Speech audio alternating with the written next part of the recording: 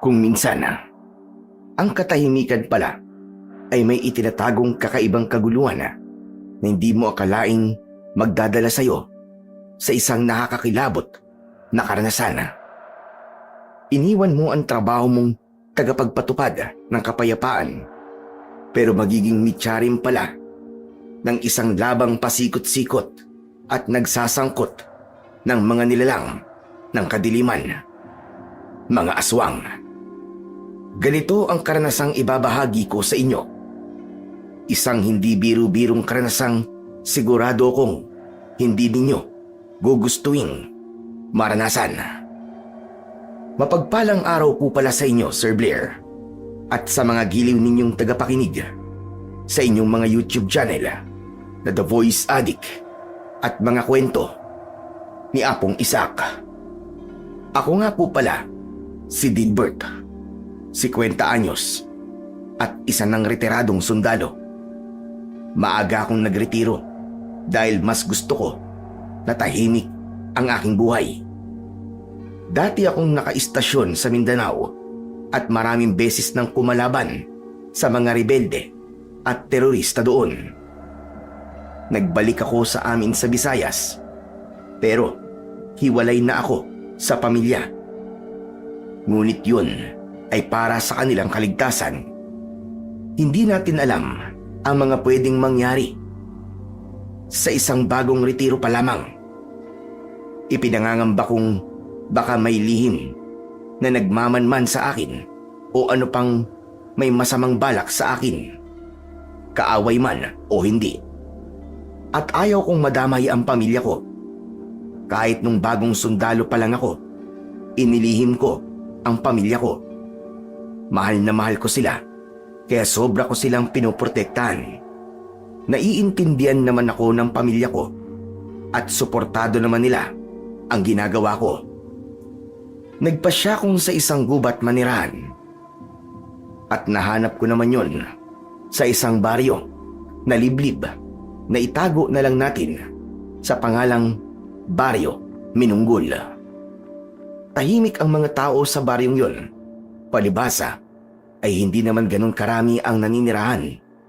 May pagka-misteryoso sila, pero mukhang mababait pa rin kahit papano. Dala ko ang owner type jeep ko. Nilinis ko ang medyo paloob na parte ng gubat para maipasok ko ang sasakyang naglalaman ng mga kailangan ko na magtatagal ng mga ilang buwan.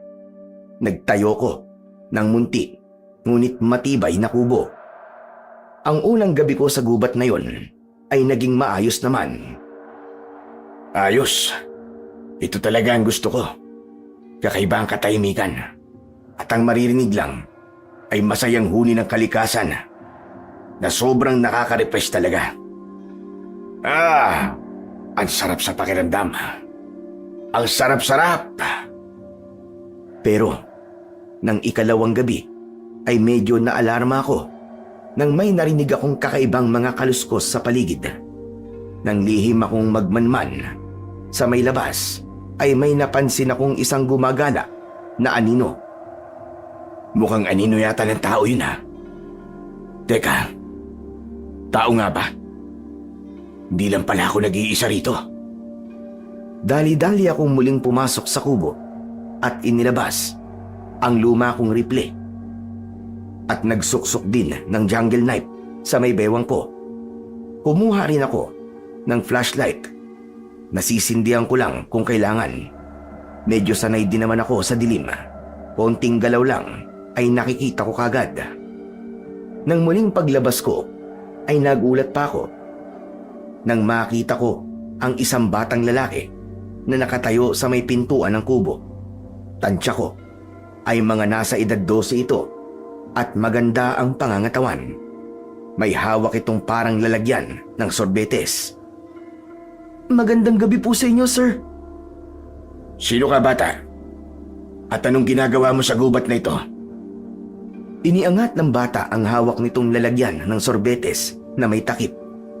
Bahagya pa nitong binuksan para ipakita ang laman. May dala po akong ulam para sa inyo, sir. Ako nga po pala si Louie.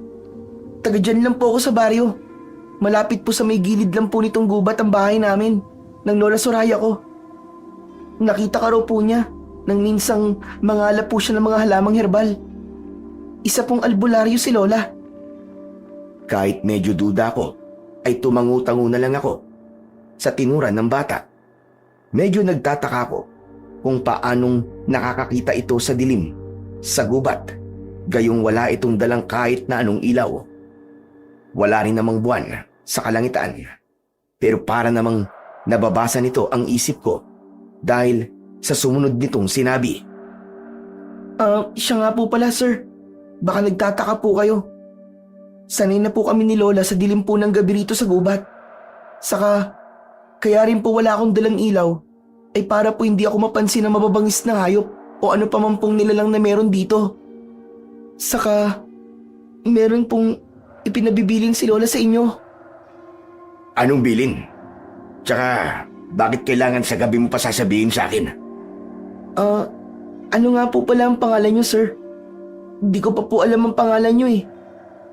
Dilbert. Dilbert ang pangalan ko. Sir Dilbert, mag-iingat daw po kayo rito sa gubat. May mga aswang po kasing nagkukuta sa gitna ng gubat eh.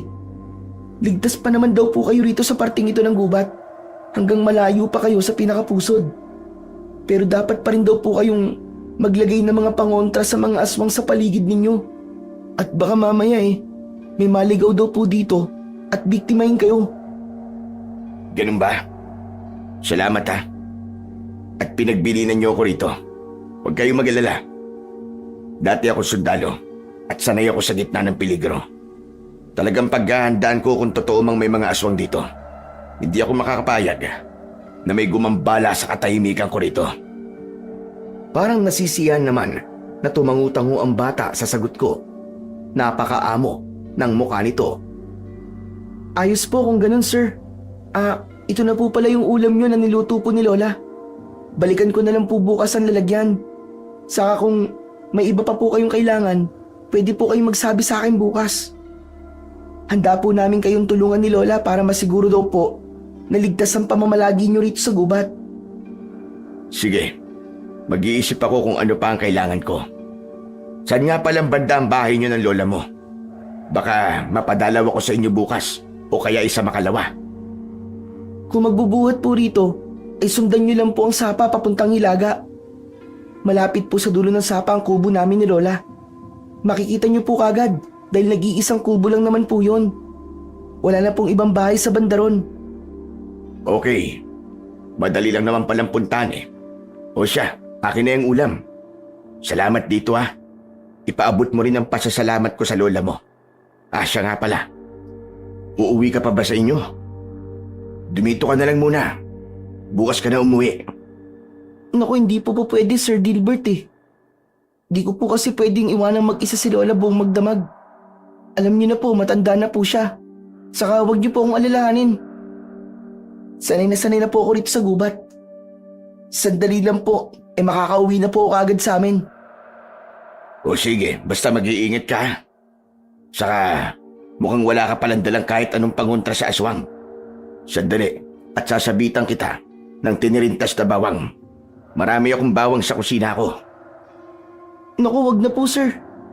Hindi na rin po kailangan. Sige po, aalis na po ako. Magkita na lang po ulit tayo bukas. Babalikan ko po kayo. Pipigilan ko pa sana ang bata. Pero napakabilis nitong umalis na para bang nagmamadali. Wala na akong nagawa, kundi ang mapailing na lang habang minamasdan nitong lumayo. Parang may kakaiba naman sa batang yun. Parang may mali na ewan. Wes, kung ano man ang mali, malalaman at malalaman ko rin yun. Ewan ko, pero hindi ko inulam ang bigay ng batang yun nang maghapunan ako. Itinabi ko lang ito at balak itapon kinabukasan. Nang sumapit na ang kinabukasan, hindi pa man sumisikat ang araw, ay lumabas na ako para itapon ang ulam na yun. Naghukay ako sa likod ng kubo ng pagbabaonan ko ng ulam. Habang ginagawa ko yun, ay nakarinig ako ng pagaspas ng mga pakpak na una ay mahina lang, pero biglang palakas ng palakas. Wakwak yata yun ah. Mukhang nasa malapit lang kanina. Lumayo siguro nang makita akong lumabas o kaya'y talagang pauwi na. Totoo nga yatang pugad ng mga aswang ang gubat na ito. At mukhang sinisimulan na akong puntiryahin. Kakasimula ko lang dito ay mabubulabog kagad ang katahimikang gusto ko. Kailangan ko maglagay kagad ng mga pangontra sa buong palibot ng kubo ko. Humanda kayo mga aswang kayo. Hindi niyo ako basta-basta mabibiktima. Isa yata akong matinik na dating sundalo. Tignan natin kapag ini-apply ko na ang military tactics ko. Pagsikat ng araw ay inihanda ko na ang lahat ng alam kong pangontra sa mga aswang. Kahit papano ay may alam naman ako at mabuti na lang talaga at marami akong nadalang asin. Una ay naglagay ako ng mga patibong sa palibot ng aking kubo, mga tinik at barbed wires na nadala ko. Kaunti lang muna dahil baka pati sina Louie at ang lola nito ay madamay. Sasabihan ko na lang ang mga ito kapag bigla silang dumating. Ang palibot din ng kubo ay sinabitan ko ng pinagpira-pirasong mga butil ng bawang. Nagbudbud din ako ng asin sa palibot. Sumunod ay nanguha ako ng mga kawayan at buho at ginawa kong mga busog at maliliit na mga pangulos. Gumawa rin ako ng shotgun na gawa sa buho at ang ibabala ko ay binilot na asin sa dahon ng makabuhay na swerteng nakakita ko ng ilang tanim sa paligid. Bandang hapon na, nang matapos ako sa paghahanda, ay siya namang saktong pagdating ni Louie kasama ang lola nito. Napansin kong parang alangan ang mga ito na lumapit nang matanaw ko sila at tawagin. Naalala ko ang ilang mga patibong sa paligid ng kubo. Louie! Lola! Abay nandiyan pala kayo. Halika kayo rito sa kubo ko. Alalayan ko pala kayo at may mga patibong akong inilagay sa paligid. Ituturo ko sa inyo kung nasaan ang mga ito at kung ano ang palatandaan para maiwasan ninyo sa tuwing dadalawin niyo ako rito. Aba, talagang naghanda ka pala iho para sa posibleng pagsalakay ng mga aswang. Mahusay kung ganon. Sir Dilbert, lola ko po pala si Lola Soraya. Lola, Dilbert po ang pangalan ni Sir. Dati raw po siyang sundalo. Nako, ikinalulugod kitang makilala iho. Pinatuloy ko muna ang maglola sa lilim ng kubo ko. Bago ko sila tuluyang kinausap, napansin kong parang hindi sila mapakali nang paupuin ko sila sa bangkong kawayan. Pero inisip ko na lang na baka ganun lang sila sa harap ng bagong kakilala. Naalala ko ang hinugasan kong pinaglagyan ng ulam na inihatid ni Louie nung nagdaang gabi. Sandali ko itong kinuha at iniabot sa kanila. Salamat po Lola Soraya sa napakasarap na ulam na niluto ninyo. Masarap po pala kayong magluto. Aba, talagang masarap po magluto si Lola, Sir Dilbert. Wala po siyang katulad. Sos, pareho kayong bolero. Palibhasa pareho rin kayong lalaki. Ay siya nga pala Dilbert iho. Wag na wag ka palang papasok sa pinakapusod ng gubat na ito. Mas maiging dito ka na lang sa medyo gilid. Mas ligtas kasi rito. Totoo po ba talagang kuta ng mga aswang ang pusod ng gubat, Lola? Paano niyo po pala nalaman yun? Ang totoo, iho, ay matagal nang sinasalot ng mga aswang na yon ang Baryo Minunggol. Sumasalakay sila sa baryo tuwing kabilugan ng buwan. Ako na isang albularyo. Ang mga katulad ko, ang tanod ng baryo para pigilan ang pagsalakay ng mga aswang. Magagaling at tuso mga hayop na mga aswang na yon dahil sila ay militanteng mga aswang. Ano kanyo? Militanteng mga aswang? Oo, iho. Tama ang dinig mo. Mga sundalong aswang sila. Ibig ko sabihin mga sundalo lang sila dati, pero kalaunan ay naging mga aswang. Hindi ko nga alam kung paano silang naging mga aswang. Armado din sila. Ewan ko na lang sa ngayon kung may natitira pa silang mga armas. Sa ilang beses na rin kasi naming nakipaglaban sa kanila, ay nakakakumpiska kami ng kanilang mga armas. Pero nahihirapan pa rin kaming talunin sila. Hindi ko alam kung paniniwalaan ko ba ang kwento ni Lola Soraya. Parang imposible naman kasi na may aswang na sundalo. At kung may maipapakita siyang mga armas na nakumpiska raw nila, siguro ay saka lang ako maniniwala. Isa pa, naisip ko ang tunog ng wakwak kaninang madaling araw. Baka normal na mga aswang lang ang talagang tinutukoy nito. Alam ko, iho, na hindi ka basta-basta maniniwala sa kwento ko. May mga pruweba ko. Sa bahay ko ay bumisita ka minsan at ipapakita ko sa iyo ang ilang mga armas na nakumpiska namin sa militanteng mga aswang. Sundalo ka mismo, hindi ba? Kaya sigurado kung matutukoy mo kung lehitimong sa sundalo ang mga yon o hindi. Ngayon na kaya ho tayo bumisita sa inyo. Gusto ko po talaga makasiguro. Ay, pero hindi mo na sa ngayon, iho. Lalo at hapon na. Kulang 1 oras na lang ay magdadapit hapon na. Delikado nang nasa labas pa tayo sa mga oras na yon. Bukas ng umaga ka na lang siguro bumisita. Lola, kung sumaglit po kaya ako sa kubo natin at kumuha ng armas na sundalong nakumpiska natin noong nakaraan. Dako, wag na, apo. Mabilis lumipas ang oras kapag hapon na. Paano kung sa pagbabalik mo ay matiyempohan ka ng militanteng aswang na nagmamasid na pala rito sa parting ito? Sakasaglit na lang ay kailangan na rin nating umuwi kagad. Sasabihin ko na pala sa iyo, Dilbert, kung ano talaga ang sadya ko kaya pinuntahan ka namin ngayon. Ano ho yun, Lola? Natutuwa ang baryo namin na isa kang dating sundalo, iho. Ikaw ang kailangan na makatulong sa amin para matalo ang militanteng mga aswang na nagkukuta sa pusod ng gubat na ito. Nasa iyo ang pag-asa namin kasi ay isang militante lang din ang tiyak na makakatalo sa kanila. Siyempre, ay alam mo kahinaan ng kapwa mo militante. Buong baryo ay hihimukin kung tulungan ka sa laban naming ito. Kaya nakikiusap akong tulungan mo rin kami, Dilbert. Saglit akong malalim na napaisip sa mga nalaman ko. Mukhang ang katahimikang pinapangarap ko ay mauuwi rin pala sa isang gerang hindi ko inaasahan. Umiwas nga ako sa gera, kaya nagretiro na ako. Pero sa isang kakaibang gera naman pala ako mapapasubo. Bigla kong naipit sa pagitan ng isang baryo at militanteng mga aswang sa gubat. Ano, Dilbert? Maaasahan ka ba namin? Hindi ka namin pipilitin, iho. Bibigyan ka namin ng sapat na panahon para makapag-isip-isip. Pero, nandito ka na rin lang. Nakalulungkot pero sangkot ka na rin.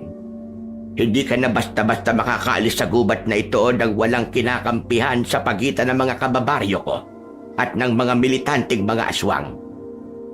Magbuwat sa pagbisita namin ito, Diluwi, ay may mga mata ng lihim na nagmamatsyag sa atin. Kaya iba yung pag-iingat simula ngayon ang kailangan natin. Pag-isipan at timbangin mo sanang maigi ang lahat, Dilbert. O siya, aalis na kami. Hindi kami pwedeng abutan ng dilim sa daan, pauwi. Alam mo na. Sige po, Sir Dilbert. Aalis na po kami ni Lola. Mag-iingat po kayo palagi dito, Iba-ibang mga aswang po ang posibleng bumisita sa inyo rito mamayang gabi. Pero mabuti na lang po at may mga pangontra na kayong naipalibot dito sa kubo nyo. Palagay ko po ay ligtas naman po kayo rito buong magdamag.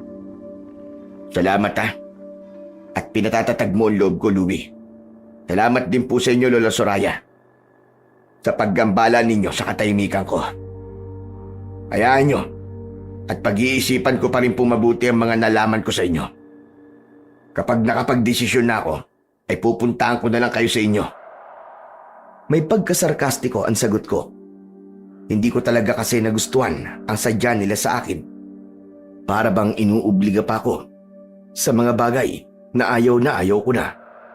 Hindi ko ugaling magpaka-plastic. Nang paalis na sila, ay napansin kong papasimula na pala kagad ang takip siling. Nagmamadali pa nga ang maglola sa paglalakad. Ano ba yan, Apo? Sabi ko na nga ba, at mabilis ang oras. Papadilim na pala. Nako, dalian natin ang paglalakad. Relax lang po kayo, Lola. Ako pong bahala sa inyo. Palinga-linga ang dalawa at pati sa taas ng mga puno ay tumitingala. Hanggang sa maya-maya ay napansin ko mula sa itaas ng isang mataas na puno, may nilalang na maingat na bumababa. Lumalaylay ang dila nitong nagsasangang parang ahas. Isang tiktik. Halatang nakaabang ito sa maglola. Naalerto ko ng sandaling yun at mabilis na kinuha ang ginawa kong shotgun sa loob ng kubo. Nagbulsa rin ako ng ilang balot ng asin sa dahon ng makabuhay bilang pambala. Paglabas kong muli ay saktong patalon na dadambahin na sana ng tiktik si Louie, pero naging mabilis ang reaksyon ko. Kaagad kong inasinta ang tiktik. Nang umangang pa, pinatamaan ko ito sa mismong bunganga. Kaagad nalaglag ang nilalang na yon na umaatungal habang umuusok ang bungangang nasabugan ng asin. Gulat na gulat at takot na takot naman ang maglola sa kanilang nasaksihan. Takot silang lapitan nito. Pesting tik-tik na ito. Hayan, buti nga sa iyong hayop ka. Akala mo naman ay basta mo na lang kami makakanti na maglola. Balas mo na lang dahil may tagapagtanggol kami. Buti nga sa'yo. Hayang kasi.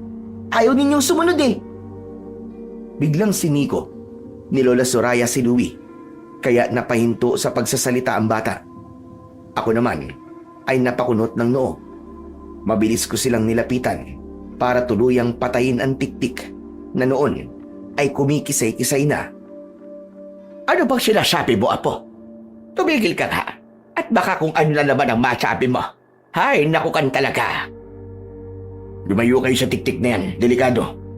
At baka makawit pa rin kayo ng matatalas niyang mga kuko. Tumalikod kayo at tatapusin ko na siya. Sumunod naman sa akin ang maglola. Pagkatalikod nga nila, ay kagad kong inilabas ang pang-ulos ko na gawa sa buho. Makaraan, ay pabigla kong kinalawit ng braso ko ang leeg ng tiktik mula sa likuran nito. Sabay tuhog kagad ng pang-ulos sa ilalim ng panga nito at isa pang tuhog sa tapat mismo ng puso nito. Kaagad bumulagta ang tiktik at wala ng buhay.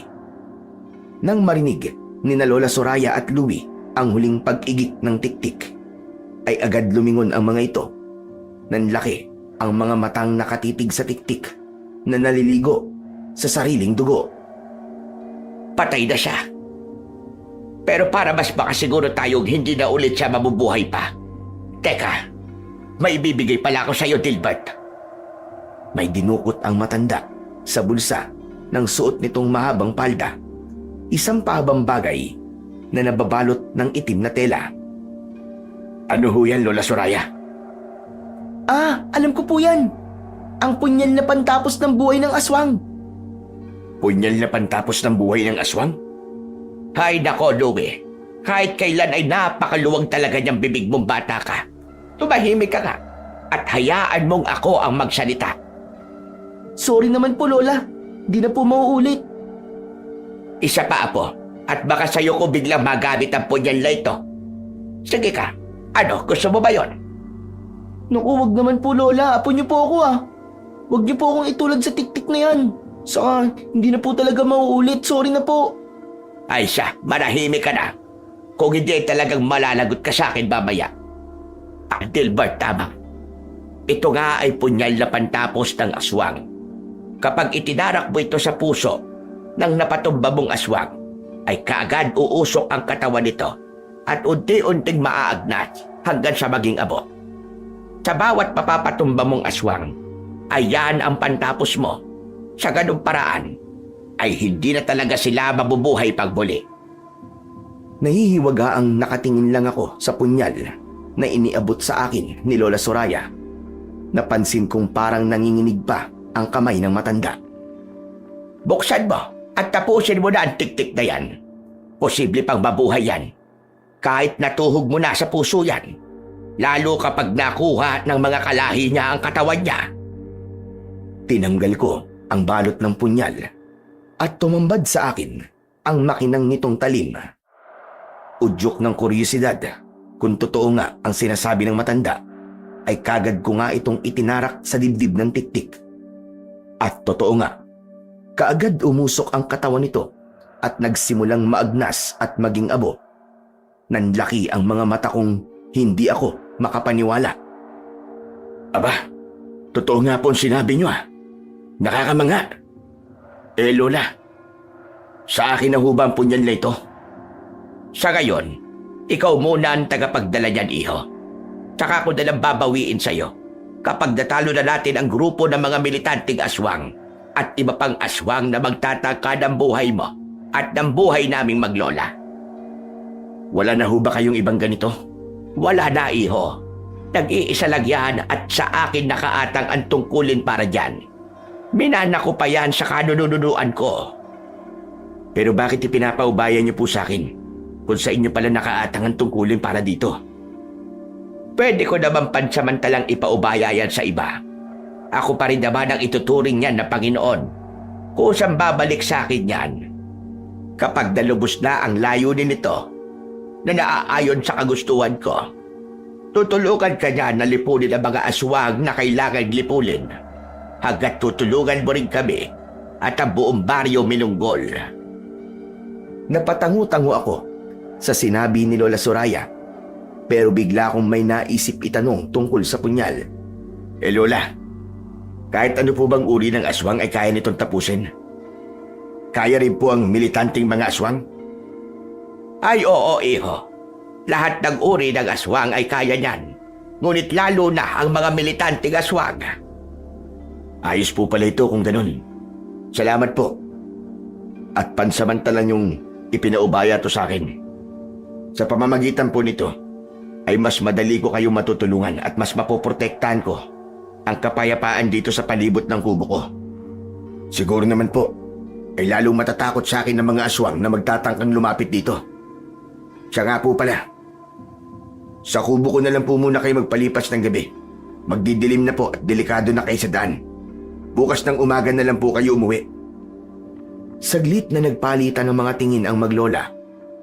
Parang alangan sila sa inaalok ko para sa kaligtasan nila. Lola, anong sasagot nyo? Papayag po ba kayo? Kung hindi lang siya na nakakahiya sa'yo, iho. Pero sige, ikaw na ang nag-alok. Bakit pa kami tatanggi? O siya, magmadali na tayong pumasok sa kubo mo. Parang nararamdaman kong may umaaligid-aligid rito sa atin. Sandali kong pinakiramdaman ang paligid at mukhang totoo ngang may kakaibang mga kaluskos. Para ding may naririnig akong maihinang ungol na kung anong nilalang. Aba, mukhang tama kayo, Lola. May naririnig nga akong mga kaluskos na papalapit dito sa atin. Magmadali na po tayo kung ganun. Mukhang mga militanteng aswang po ang umaaligid.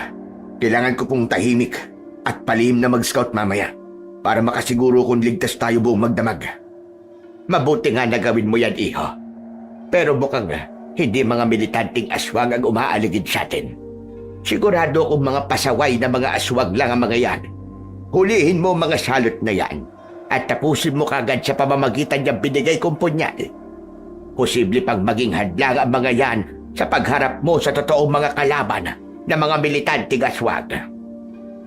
Paano po kayo nakakasiguro na mga pasaway na aswang lang ang mga umaaligid?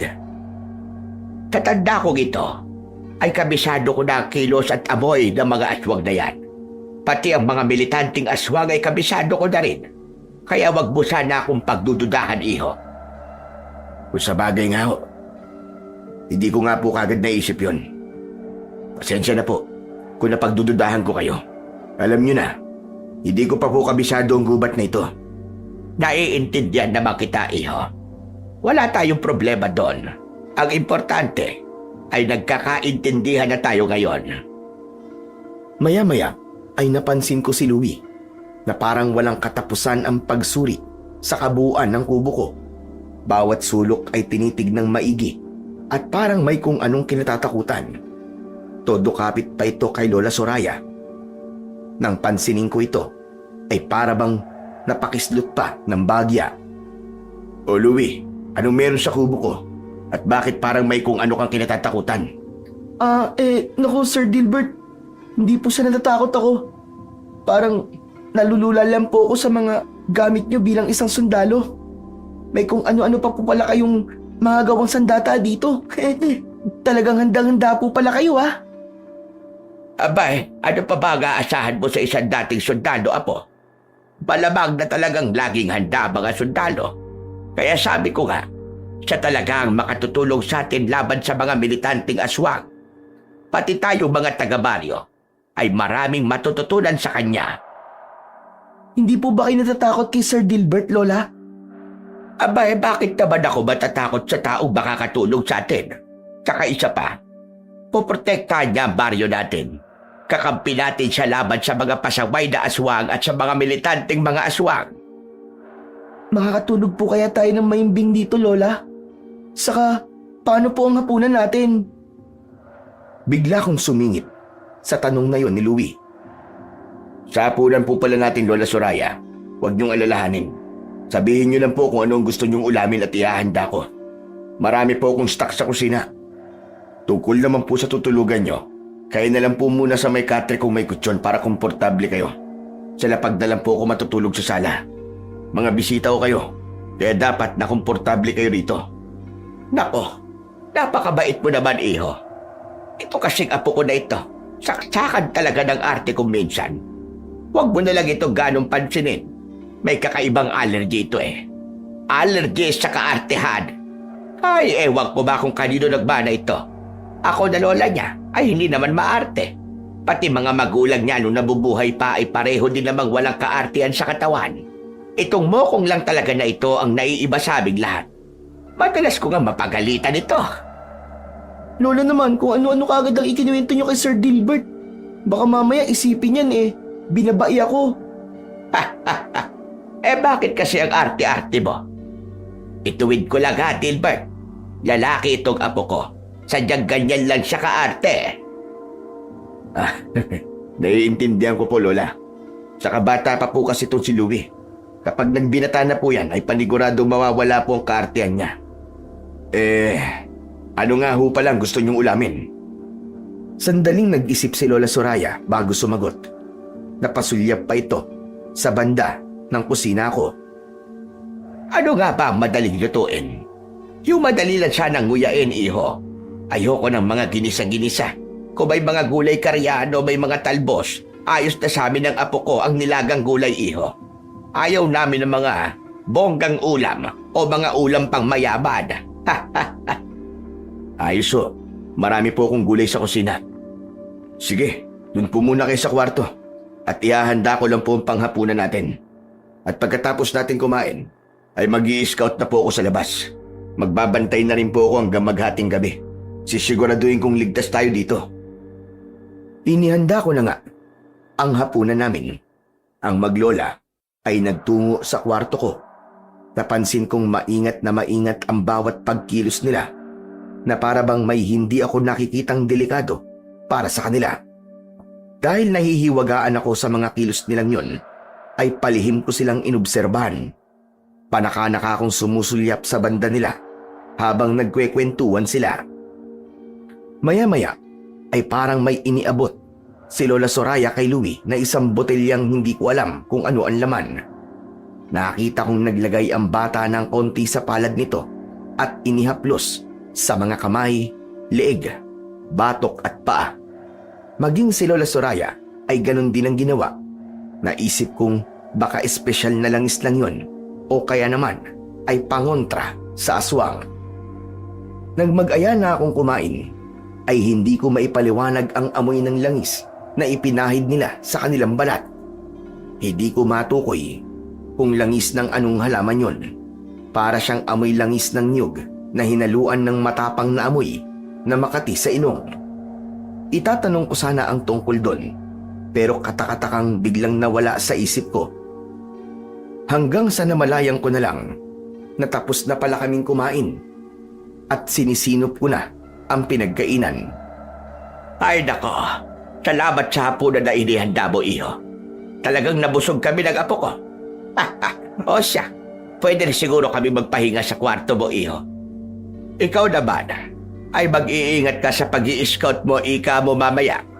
Lahat ng mga pag-aasta at swag na makakaharap mo, ay wag na wag mo silang hahayaang makaligtas. Tapusin mo sila na punyal ko. At kung may makita kang militanting aswang na naligaw sa banda rito, ganun din. Patayin mo agad. Hindi pwedeng makakabalik sila sa pusod ng gubat at ibalita na narito ka.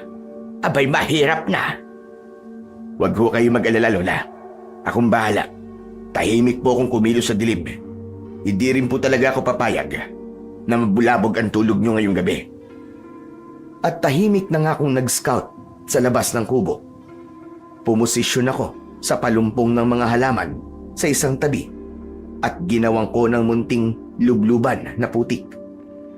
Sinadya ko yun para kung sakaling kailanganin ay magagamit ko ang camouflage na putik para hindi ako mapansin o maamoy ng mga aswang o iba pang mga nilalang.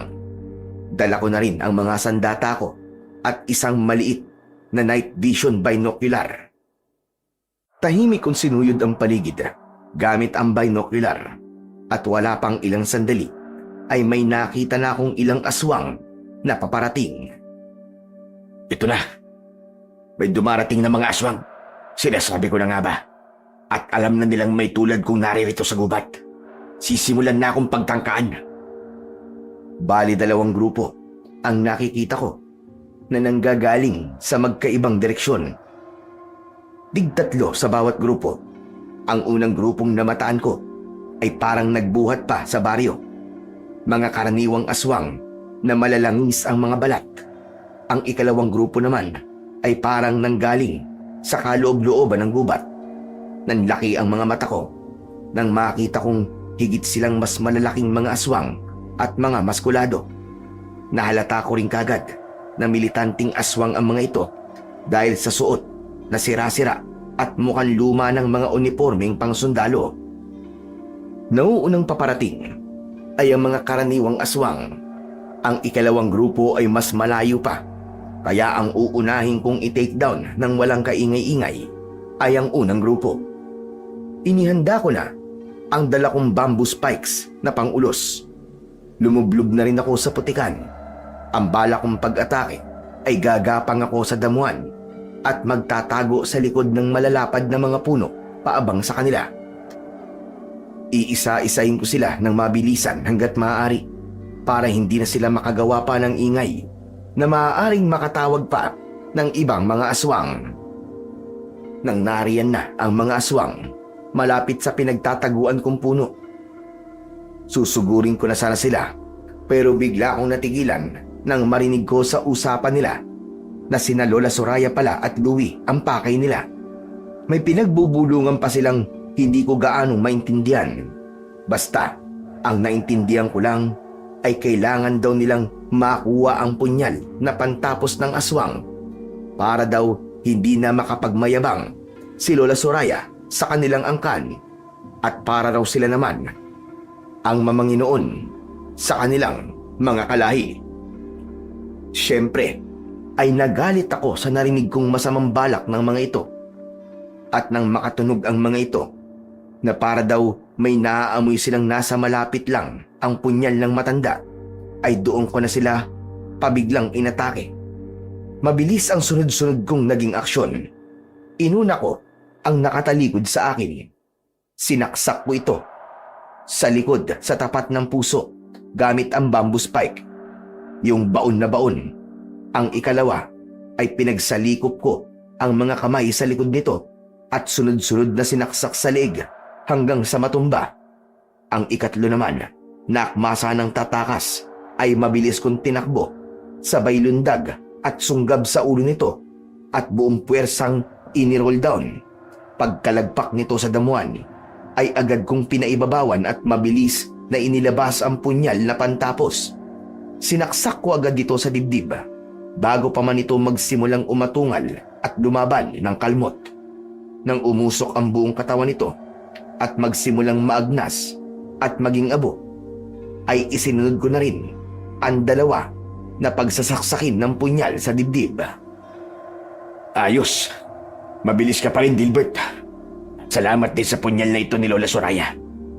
Napakagaling. Ngayon naman ay ang militanting mga aswang ang pagandaan mo. Muli kong sinilip sa binocular kung nasaan na ang ikalawang grupo. Nakita ko ang isa na itinuturo ang direksyon kung nasan ako. Mukhang naamoy nila ang usok ng tatlong napabagsak ko. Agad akong kumilos para sila naman ang tambangan. Hindi ko na hihintayin pang tuluyan silang makalapit sa kubo ko. Lumipat ako ng punong pagtataguan at muling sumilip sa binocular. Nasaan ang dalawang kasama niya? Bakit pag-isa na lang siya? Mukhang naghiwa-hiwalay sila. Kailangan kong maging alerto nito. Mukhang alam ko kung paano sila aatake. Ang ginawa ko ay gumawa ako ng panligaw. Dinakot ko ang abo ng tatlong aswang na napatay ko at isinaboy kung saan-saan direksyon. Pagkatapos ay inabangan ko na ang unang militanteng aswang. Akala ko ay walang dalang armas ang unang aswang, pero kumikislap ang isang kamao nitong may asero. Aba, mukhang magaling ang isang to sa close combat ha. Wes, humanda ka sa bamboo spikes sa punyal ko. Nang makalapit sa pinagtataguan ko ang aswang na yon, ay sinamantala ko kagad ang pagkakataon. Sinugod ko ito mula sa likuran nito. Ginamitan ko ng grappling technique. Sabay kong ipinulupot ang mga braso ko papasok sa kilikili nito at pasalikop sa batok nito, habang ang mga paa ko ay sa mga binti naman ito pumulupot. Ano pat sabay kaming natumba sa damuhan. Ako ang nakapailalim. Mahigpit ang ginawa kong pagkontrol sa malaking katawan ng aswang, at bago pa man ito tangkaing puwersahang tanggalin ang mga kamay ko, ay sabay ko nang itinarak sa magkabila ang gilid ng leg nito. Pailalim sa collarbone ang mga hawak kong bamboo spike. Hindi ko tinigilan ang pagbaon ng mga ito ng malalim hanggang sa huminto sa pagpalag ang aswang. Paghugot ko ng mga spike ay kagad bumulwak ang masaganang dugo sa leg ng aswang. Mabilis ko itong itinulak para makakalas ako. Pagkatapos ay kagad kong tinapos ng saksak sa dibdib nito gamit ang punyal ni Lola Soraya. Umusok ang buong katawan ng aswang at nagsimulang maagnas at unti-unting maging abo. One down. Ngayon ay humanda naman ang dalawa. Humanda ka rin, Dilbert, at baka may iba pang armas ang dalawa na hindi mo nalalaman. Nang sa babaling na ako sa kabilang banda, ay bigla akong natigilan nang makarinig ako ng atungal palapit sa akin. Dadapa pa lang sana ako sa damuhan para gumapang, ay saka ko naman napansin ang bulto ng ikalawang aswang na patakbong pasalubong sa akin. Naamoy pala ako nito. Kaya naman ay hinarap ko na kagad ito.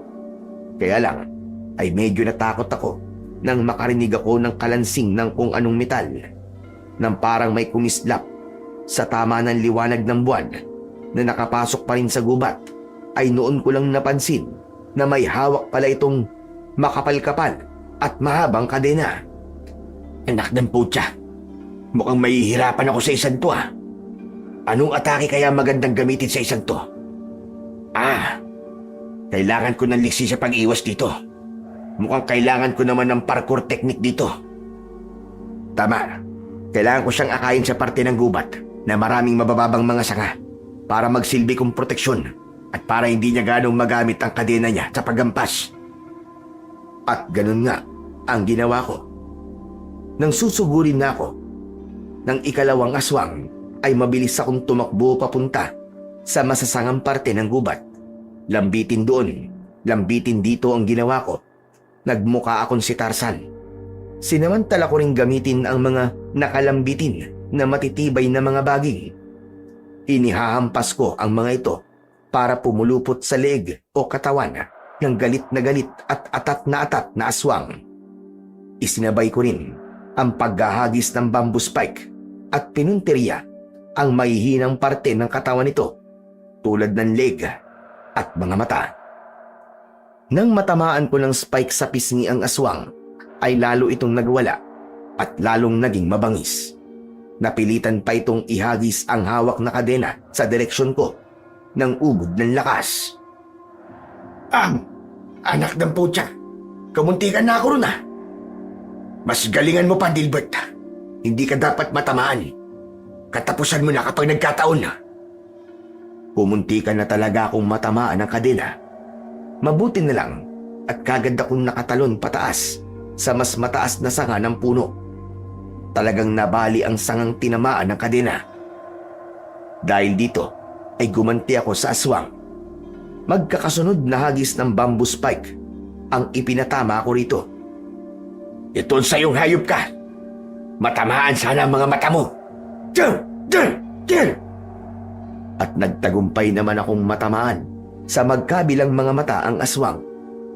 Grabing atungal ang ginawa nito habang hipo-hipo ang bamboo spikes na hindi malaman kung huhugutin ba ang mga yon o hindi. Hanggang sa hinayaan na lang nito ang mga spike. Sumunod ay nagwala ito at desperadong inatake ang bawat madaanan nito. Inihampas-hampas nito ang mahabang kadena kung saan-saan. Ako naman, para hindi matamaan, ay lalo pang umakyat paitaas sa puno. Sa huli, sa kakahampas ng aswang ng kadena, ay tumama ito sa isang malapad at matigas na puno. Ang nangyari ay bumalandra ang kadena pabalik at pumulupot sa aswang. Doon na ito tuluyang natumba ng padapa. Ang bamboo spike sa mga mata nito ay lalo pang bumaon dahil doon ay nagkikikisay ang kawawang aswang. Hinintay ko munang tumigil sa paggalaw ang aswang bago ko ito tinapos sa pagsaksak sa likod nito sa tapat ng puso gamit ang punyal ni Lola Soraya. Tulad ng unang aswang, agad umusok ang buong katawan nito, naagnas at unti-unting naging abo. 2 down. Isa na lang. Ano naman kaya ang dalang armas ng panghuli? Ang una ay asero. Ang ikalawa ay mahaba at matabang kadena. Baka itong panghuli ay rifle ng dala. Aba, mukhang dito na yata ako talagang mahihirapan ha. Dapat pala ay dinala ko rin ang rifle ko. Baka magdagsaada rin ng mga aswang maya-maya dahil sa malakas na atungan ng buwisit na dekade ng aswang na ito. Kailangan ko nang magtago ulit at aabangan ko ang ikatlo. Pero napansin kong parang ang mga kaluskos sa paligid ay unting-unting nawawala. Parang nabaligtad ang inaasahan kong magdadagsaan ng iba pang mga aswang. Bigla namang tumahimik. Nakapagtataka. Para makasiguro, ay sumilip ulit ako sa dala kong binocular kung saan saang direksyon ko ito itinutok. Pero mukhang wala na ngang kaaswang-aswang sa paligid. Nang itutok ko naman sa huling direksyon, wala rin akong nakita.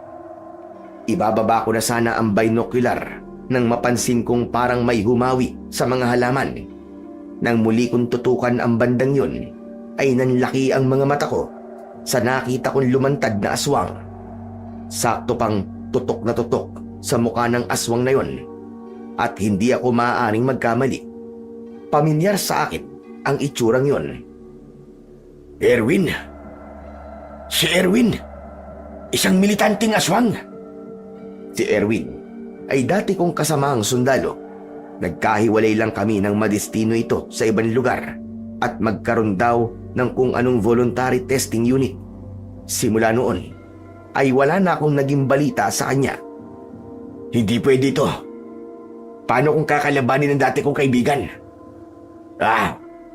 Hindi ko talaga siya kayang patayin. Huhulihin ko na lang siya ng buhay. May mga kailangan akong malaman kung paano siya naging aswang. Sigurado rin akong hindi niya ako basta-basta kakalabanin. Kilala pa rin naman siguro niya ako. May maganda kaming pinagsamahan. Pero paano pala kung kinalimutan niya na yun? Hindi. Hindi yung ganun kadaling kalimutan. Basta, bahala na. Magtatago na sana ulit ako sa likod ng isang malapad na puno. Pero biglang may mabilis na mga kaluskos na papunta sa direksyon ko. Kasunod nito ay nakarinig ako ng boses na nagsasalita. Si Erwin mismo. Alam kong ikaw yan, Dilbert. Naamoy kita. Kilala ko ang amoy mo. Saka anong ginagawa mo rito sa gubat na ito? Hindi ka na dapat pumarito pa. Erwin, ikaw ba talaga yan? Paano ka naging aswang? Walang ano-ano, ay biglang palundag na tumambad si Erwin sa harap ko. Napakapangit ng itsura nito. Mapupula. Ang nanlalalim na mga mata. Maumbok ang bunganga dahil sa nag-uuslian nitong matutulis na mga pangil. Buwaghag at matitigas ang mga buhok nito na parabang mga alambre. Ang mga kuko sa kamay ay may itim, mahaba at matutulis. Nakakasulasok ang amoy ng luma at punit-punit nitong uniforme. At tulad ng hula ko, ay may hawak nga itong isang rifle. Mahabang kwento, Dilbert. Pero bubuodin ko para sa iyong kaalaman. Lihim kaming pinag-eksperimentuan ng gobyerno sa pinagdalhan sa amin na unit. Palalakasin lang sana kami para ilaban sa mga aswang. Pero nagkamali ang ginawang ritual. Kami sa halipan naging mga aswang. May isang sugo ng mga aswang na nakapasok sa unit namin na hindi namin namamalayan. Ito mismo nagsagawa ng ritual. At simula noon, ay pinabayaan naman kami ng gobyerno. Ang gubat na ito ngayon ang pinakakuka namin. Kung paano kami napadpad dito, ay hindi namin alam kagad. Huli na, nang may napagtanto kami. Nang bibiktima kayo ng mga tao? Sasagot pa sana si Erwin, pero bigla itong naalerto at itinutok ang hawak na rifle sa bandang likuran ko. Paglingon ko, ay sina Lola Soraya pala at Louie. Si Louie ay dala ang luma kong rifle. Si Lola Soraya naman ay nagdala ng mga busog na kawayan. Kasama mo mga yan, Dilbert. Nirecruit ka nila rito laban sa amin. Bigla kong hinila ni Lola Soraya ng sandaling yon. Lumayo ka sa kanya, Dilbert. Hindi mo ba nakikita? Isa siyang militanteng aswang. Hindi ka nila pwedeng mapatay o makuha. Hoy! Sundalong aswang! Ibaba mo yung hawak mo. Kung hindi, ay papasabugin ko ang bungo mo! Nagtutukan ng rifle. Sina Louie at Erwin. Ako naman ay kumalas sa pagkakahawak sa akin ni Lola Soraya at pumagitna. Iniharang ko ang katawan ko kay Erwin. Sandali lang, Lola Soraya. Louie, ibaba mo muna yung rifle ko. Magkakilala kami ng aswang na ito. Ano ka ba? Kilala mo ang aswang na yan? Kahit na, isa na siyang aswang ngayon, Dilbert. Gayon din, ay kailangan na natin siyang patayin. Dilbert, lumayo ka sa dalawang yan. Hindi mo ba alam na? Biglang sinenyasan ni Lola Soraya si Louie. Napaputokan na si Erwin at kagad naman yung sinunod ng bata. Pero dahil hindi ito sanay sa armas na hawak, ay sa balikat lang ni Erwin ang tinamaan nito. Lumagapak si Erwin sa damuhan. Mabilis kong inagaw ang rifle mula kay Louie. Pero si Lola Soraya naman ang umatake kay Erwin. Tutuhugin na sana nito si Erwin sa dibdib, pero nakaiwas ito at nagpagulong-gulong palayo. Papuputokan naman sana ni Erwin ang matanda, pero mabilis ko namang sinugod si Erwin at ibinaling ang rifle sa ibang direksyon. Kaya nang pumutok ito ay walang natamaan. Makaraan ay inagaw ko rin sa kanya ang rifle. Tanga ka, Dilbert. Hindi mo dapat inilihis ang rifle ko. Hindi ka dapat nagtitiwala sa maglolang yan. Dapat na silang mamatay eh. Galit na galit namang muling sinugod ni Lola Soraya si Erwin. Bumuelo pa ito at itinutok ang hawak na busog. Ikaw ang dapat mamatay na aswang ka. Gumagawa ka ng kwentong kasinungalingan. Dilbert, tumabi ka. Tatapusin ko na ang aswang na yan. Dahil galit na galit si Lola Soraya, ay wala na akong nagawa kundi ang tumabi. Naglaban sila ni Erwin, pati si Louie ay nakisali na rin. Ako naman ay hindi ko malaman kung sino ang papanigan ko. Nang unang makausap ko si Erwin, sa mga mata niya ay nababasa kong katulad pa rin siya ng dati. Matino pa rin mag-isip sa kabila ng nagbago nitong katauhan. Kay Lola Soraya naman ay medyo nagduda ko. Sa pagitan nilang dalawa ay si Erwin ang mas kilala ko. Habang naglalaban sila ay sandali akong nag-obserba. Napansin kong habang tumatagal ang laban ay parang may pinipigilan sa kanilang pagkatao ang maglola. Hindi ko maintindihan pero parang pumupula ang kanilang mga mata. Pabalik-balik na pula at itim. At sa wakas ay nakapagdesisyon na ako kung ano ang dapat kong gawin at kung sino ang mas dapat kong kampiyan. Pero pagbaling ko ay nakita kong napatumba na pala ng maglola si Erwin at pinagtutulungang panatilihing nakadapa sa damuhan. Dilbert, ampun niyan na pagtapos. Dali! Tapusin na natin ang hayop na aswang na ito! Bagya akong tinanguan si Lola Soraya, pero sa likuran ko ay lihim kong inilalabas ang pinakatatago kong matapang na pang-spray. Buo na ang desisyon ko. Nilapitan ko ang tatlo, kunwaring ilalabas ko ang punyal. Dilbert, wag. Maawa ka sa akin. Magkaibigan tayo, hindi ba? Marami tayong magandang pinagsamahan. Huwag mong gawin sa akin to. Sige na, Dilbert. Tapusin mo na ang aswang na yan. Hindi dapat awa ang pairalin mo sa pagkakataong ito. Tandaan mo, aswang siya. At hindi na tulad dating normal na mga tao. Hayop kang matanda ka. Sino nagsabing tao ka? Isa ka ring aswang. Kayo ng apo mo ay mga aswang. Hindi yan totoo! Sinungaling ka! Sir Dilbert, sinungaling ang aswang na yan!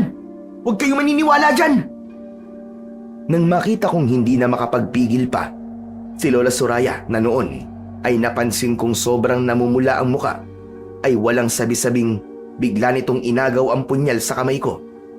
Nataranta naman ako at noon ko na mabilis na inilabas ang pang-spray at pasimpleng inisprayan sa tapat ng ilong ni Lola Soraya bago pa man ito masaksak ng punyal ang takot na si Erwin. Agad na nahilo at nakatulog ang matanda. Bumagsak ito sa damuhan. Isinunod ko na kagad si Louie na noon ay nagtataka sa ikinilos ko. Tapos ay maging si Erwin, pero hindi ganun karami. Nang makatulog na silang lahat sa pang-spray kong pampatulog, ay mabilis naman akong lumayo sandali para huminga. Pinigil ko talaga ang huminga para hindi ako tablan ng spray. Pinalipas ko muna ang ilang sandali bago ko isinagawa ang balak ko sa tatlo. Pare-parehas ko silang hihilahin papunta sa kubo ko at pare-pareho ring igagapos. Wala muna akong kakampiyan sa kanila hanggat hindi klaro ang mga nalaman ko. Sakto namang pagkahila ko sa kanilang lahat sa kubo ay saka naman ako may narinig na sunod-sunod na mga kaluskos sa paligid. Pero hindi makalapit ang mga ito dahil sa mga inilagay kong patibong at pangontra sa palibot ng kubo. Sinilip ko sa binoculars ko kung anong klaseng mga aswang ang nasa paligid. Mga karaniwang aswang yan. Ano kaya ang pakay nila? Ako ba? O sina Lola Soraya at Louie? Totoo kaya ang sinabi ni Erwin na mga aswang din pala maglola? Naaalala ko ang mga napansin ko sa maglola kaninang nakikipaglaban sila kay Erwin. Galit na galit din sila kay Erwin at parang meron talaga silang itinatago at gustong pagtakpan. Kailangan magising kagad si Erwin. Kailangan ko siyang makausap na maayos tungkol sa nalalaman nito sa maglola. Teka, kailangan ko rin palang dobling gapusin ang maglola. Matapos kong maigapos ng maigi ang maglola, ay hinanap ko naman sa camping bag ko kung may nadala ba akong antidote spray para sa pampatulog. Natuwa ako nang may makita kong may laman pa. Agad ko itong ginamit kay Erwin. Nagising din naman ito kagad. Hiningal ito bigla at napaigik dahil sa mga sugat sa katawan na dulot ng maglola. Kaunti na lang ay maghihingalo na ito. Bakit nakagapos ako, Dilbert? Pakawalan mo ako. Saka nasampala ang demonyong maglola. Hayan sila sa harap mo, Erwin. Ginapos ko rin sila. Inisprayan ko sila ng pampatulog. Pati ikaw. Pero ginising kita dahil kailangan kita makausap. Ano ang nalalaman mo tungkol sa maglola na ito? Mga aswang ang mga yan, Dilbert. Ang buong baryo ng Minunggol ay puro aswang ang nakatira. At ang matagdang yan ang leader nila. Totoo ba? Pero humingi mismo sa akin ng tulong si Lola Soraya para labanan kayong mga militanteng aswang. Gusto niya kaming tapusin lahat, Dilbert. Alam mo kung bakit? Bakit, Erwin? Dahil ayaw naming gamitin nila para sa balak nilang pagpaparami ng kanilang lahing aswang. Kaming mga militanteng aswang ay galit din sa kanila. Naalala mo ba yung nabanggit ko, bandang una? Yung palang nakapuslit sa unit namin na nagsagawa mismo ng ritual ay tauhan na matandang huklubang yan. Kaya rin pala dito kami kusang napadpad. Ay kagagawan din ng hayop na matandang yan. Ginamitan niya kami ng mahikang itim. At hindi rin totoong albularyo yan. Peking albularyo yan. Naisip ko pa na kaya siguro nagpuslit yan ang tauhan niya sa unit namin. Ay nalaman siguro niyang dito kami mismo ipapadala laban sa kanila kung sakaling nagtagumpay ang eksperimento. Napatango-tango ako sa mga idinitalye ni Erwin. Pero may kaunting duda pa rin ako. Teka pala, Erwin. May ibinigay sa akin tong si Lola Soraya na punyal na pantapos ng aswang. Kung aswang din pala siya, bakit meron siya nito? Inilabas ko ang punyal na kumuntikan na ring maisaksak ni Lola Soraya kay Erwin. Natakot siya rito. Ginagamit ka lang niya, Dilbert. Sabi ko nga, ay balak talaga niyang tapusin kaming lahat. Yan din talaga ang balak ni Boss Gilier. Ang makuha namin niyang punyal at kaming tatlo ni Nabugoy at Norman ang naatasang mag-scout sa banda rito. Pero hindi ko akalaing narito ka pala. Pinatay mo ang dalawa kong kasama. Pero wala akong alam, Erwin. Pasensya na. Kung nalaman ko lang kagad, ay hindi ko gagawin yon. Wala na tayong magagawa sa nangyari, Dilbert. Ngayon ay tulungan mo na lang si Boss Gilier laban sa mga aswang sa baryo. Nararamdaman ko sila sa paligid. Nag-aabang lang sila sa hudyat na ibibigay ng buwisit na matandang yan. Sinasabi ko sa iyo, matapos ka nilang gamitin, ay ililigpit ka rin nila kagad. Kaya ngayon pa lang ay patayin mo na ang maglolang yan. Tapusin mo na sila sa pamamagitan ng punyal na yan. Huwag mong masyadong ilakas ang boses mo at baka marinig ng mga aswang sa paligid ng pinag-uusapan natin. Saka may iba akong plano. Hindi ko munang pwedeng patayin na maglolang ito, Erwin. Kung gagawin ko yon, ay matutunugan ng mga kababaryo niya at sigurado kung may plano na kagad silang isasagawa laban sa akin. Pati na rin sa inyo. Ano ba plano mo? Ayoko munang sabihin sa iyo, Erwin. Sensitibo ang plano ko.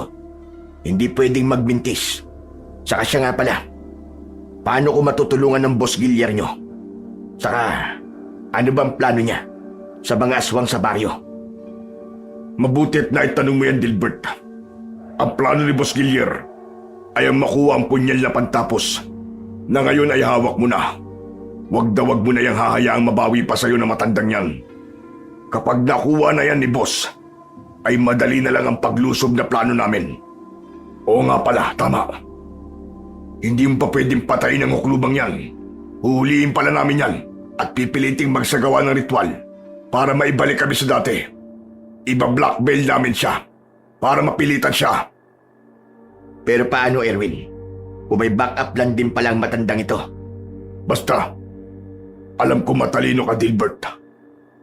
Kaya kailangan mo makipagkita at makipag-usap kay Boss Gilier.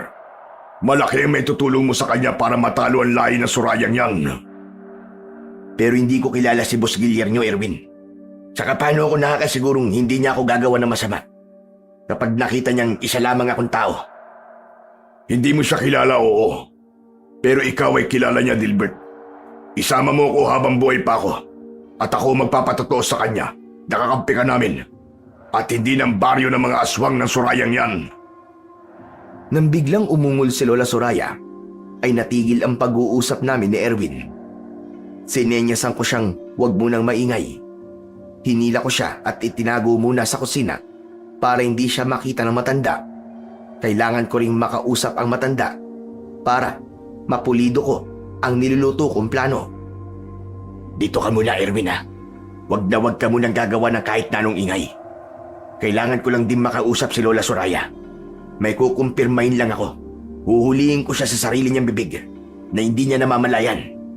Mag-iingat ka sa kanya, Dilbert. Tuso matandang yan. Muli kong binalikan si Lola Soraya. Inihanda ko na rin ang pang-spray ko na pampatulog. Pabalik na ang malay nito. Ganon din si Louie. Nagulat pa ang mga ito nang matuklasang nakagapos ang mga ito sa iisang poste sa pinakagitna ng kubo. Dilbert, anong ibig sabihin nito? Bakit nakagapos kami ng apo ko? Pakawalan mo kami. Nakanasan ng militanting aswang na sugatan. Napatay mo ba? Nasaksak niya yata, Lola, ang hayop na sinungaling na yun. Di po ba, Sir Dilbert? Sumakay na lang ako sa sinabi ni Louie. Naisip kong may pagkaulyanin pala si Lola Soraya. Kung ganun, ay pwede ko pala itong bilugin. Tama ka, Louie. Naging abo na siya. Kalagan mo kami, Dilbert. Bakit mo ba kami ginapos? Nang ilabas ko ang punyal na pantapos at nilaro-laro sa palad ko, ay napansin kong medyo kinabahan si Lola Soraya. Pero agad nitong itinago ang nararamdaman. Si Louie naman ay nasulyapan kong napalunok ng laway. Kalagan mo na kami, Dilbert. Nararamdaman ko maraming mga aswang na nag-aabang sa labas. Baka bigla silang sumugod dito. Paano na kami ng apo ko? Baka mga militanting aswang din ang mga yan. Kalagan mo kami. Relax lang ho kayo, Lola. May tatanong lang muna ako sa inyo. Bago ko kayo kalagan. Gusto ko lang po makasiguro sa isang bagay. Ano bang itatanong mo? Itanong mo na habang nakakapagpigil pa. Basta, itanong mo na. May nakapagsabi po sa akin tungkol sa punyal na ito, Lola. Naniniwala po kung alagad ng liwanag ang totoong may-ari nito at hindi alagad ng dilim. Tama po ba ako, Lola? Oo, tama ka, iho. Tulad kong alagad ng liwanag lang ang pwedeng magmay-ari at mamanginoon dyan. Kapag nasugatan po ba nito, ang pinapanginoon nito ay hindi siya maano, Lola? Halimbawa, sugatan ko kayo ngayon ng punyal na ito. Anong mangyayari sa inyo? Ano bang klaseng tanong yan, Dilbert? Pinagdududahan mo ba ako? Kung ano man ang mga nalaman mo mula sa militanting aswang kanina, ang mga yon ay puro kasinungalingan lamang. Tandaan mo, tuso ang mga aswang. Tuso! Magaling silang humabi ng mga kwento para mapaniwala ka. Natanong ko lang naman po, Lola. Galit na galit kagad kayo. At bigla namang sumingit si Louie. Lola, naririnig niyo po ba ang mga ungol ng mga aswang sa labas? Mukhang naghihintay na sila ng hudyat na at... Ay, naku talaga bata ka. Mga militanting aswang na nasa labas. At Dilbert, kalagan mo na kami. At may kailangan akong isagawang ritual para kontray ng mga aswang sa labas. Bilis na! Delikado tayo dito! Nagkunwari naman akong susundin ko ang utos ng matanda. Pero wala itong kaalam-alam sa gagawin kong test dito. Siyempre, ay dinaanan ko muna si Louie. Tinalikuran ko siya para hindi makita ni Lola Soraya ang gagawin ko. Inisprayan ko naman muna ang bata ng pampatulog nang direkta mismo sa ilong nito. Sunod, habang kunwari kong kinakalagan si Lola Soraya, ay may itinanong ulit ako. May tanong pala ako, Lola. Pagkakaalam ko po, kapag nahuli ang leader ng mga aswang, ay gagawin lahat ng kanyang mga kalahian lahat ng paraan para mabawi siya ng buhay. Tama po ba? Oo. Teka, bakit ba ang dami mong tanong? Kanina ka pa. Kalagan mo muna ako bago tayo mag-usap. Eto na nga po, kakalagan ko na po kayo. Saka, paano po pala, Lola? Kapag aksidenteng napatay ang leader ng mga aswang, halimbawa po, ay napatay ko ngayon ang leader ng mga militanting aswang. Ano na po ang mangyayari sa kanyang mga alagad na aswang? Aba di maghihina ang mga aswang dahil wala na silang leader. Mas madali natin silang mauubos kapag ganun. Ganyan din ang plano ko sa leader ng mga militanting mga aswang. Sige na, kalagan mo na ako. at pagtutulungan na nating isagawa yon. Matagal lang nagtitiis ang buong baryo namin. Panahon na para tuldukan ang pagtitiis namin sa mga hayop na militanteng mga aswang na yon. Pero paano po natin mahuhuli ang leader ng mga militanteng aswang? Sa pamamagitan mo, isa ka ring militante, di ba? Dapat ay alam mo ang kahinaan nila. Yun mismong makakatalo sa kanila. Eh ano naman po ang kapalit na gagawin kong pagtulong sa inyo? Aba, bayani. Bayani ang magiging turing namin sa iyo ng buong baryo. Baka pa nga ituring ka nilang parang Diyos. Iba tumanaw ng utang na loob ang mga kababaryo ko, iho. Hehehe, itong punyan lang po na ipinaubayan nyo sa akin ay sapat na pong premyo para sa akin. Akin na lang po ito Pwede naman, iho. Teka nga, parang nakakahalata na ako Kakalagan mo pa ba ako o hindi na? Medyo galit na noon ang tono ni Lola Soraya. Mukhang hindi na makakapagpigil pa, pero parang natuwa naman ako roon. Kaya sa halip ay ginatungan ko pa. Anong gagawin nyo kung ayaw ko nga kayong kalagan? Huwag mo kong subukan, Dilbert. Hindi mo alam kung paano ako magalit. Baka magsisi ka. Louie po, humanda ka na. Yung hudyat, gawin mo na! At inilantad ko si Louie kay Lola Soraya. Nang makita ito ng matanda na tulog at lantang gulay ito, ay galit na galit ako nitong tinitigan. Apa, anong ginawa mo sa apo ko? Pwes magbabayad ka sa ginawa mo ngayon din, Gilbert! Nagulat ako nang biglang nagbago ng anyo si Lola Soraya. At dahil sa pagbabagong anyo niya tungo sa pagiging aswang, ay napansin kong nagsisimulang mapigtas ang mga gapos nito. Kaya naman ay nataranta ko. Mabilis ko siyang muling inisprayan ng pampatulog. Dinamihan ko yun para siguradong talab na talab at tapat na tapat mismo sa ilong niya. Hindi tuluyang nakapagpalit ng anyo ang matanda. Sa halip ay nahilo lang ito at muling nawalan ng malay. Pero kinabahan ako nang biglang magsiatungal din ang mga aswang sa labas. Parang atat na atat ang mga itong sumugod at naghihintay lang ng hudyat. Ang sunod kong ginawa ay dinagdagan ang gapos ni Lola Soraya. Sinigurado kong kapag nagpalit ulit ito ng anyo ay hinding-hindi na muling mapipigtas ang mga ito. Sa pamamagitan ng binocular ay muli kong sinilip ang mga aswang sa labas. Marami sila at parang nag-uusap-usap. Sigurado kong nakakatunog na ang mga ito sa nangyayari kay Lola Soraya. Dahil naman nakakasiguro na kung si Lola Soraya pala ang mas kalaban, ay binalikan ko si Erwin at kinalagan ito. Tama ka nga sa mga sinabi mo, Erwin. Ngayon ay naniniwala na ako sa iyo. Si Lola Soraya nga ang totoong kalaban. Salamat naman, Dilbert. Ngayon ay kailangan natin kumilos. Ramdam kong atat na atat ng sumugod dito ang mga aswang sa paligid. Mga alagad na matandang hukluban. Ano na pala ang nangyari sa kanya? Ano na ngayon ang balak mo? Yung bata ang gagamitin natin, Erwin, para makaalis tayo kagad dito. Kailangan makabalik ka sa kuta ninyo at sasama ko. Dadalhin natin si Lola Soraya. Pero paano natin siya dadalhin? Gayong maraming mga aswang nakaabang sa labas. Basta, ako nang bahala. Si Louie nga ang gagamitin natin. Si Aling Soraya ay isisilid natin sa sako. Babalutin natin siya maigi para hindi mahalata at para hindi rin maamoy ng mga kababaryo niyang mga aswang.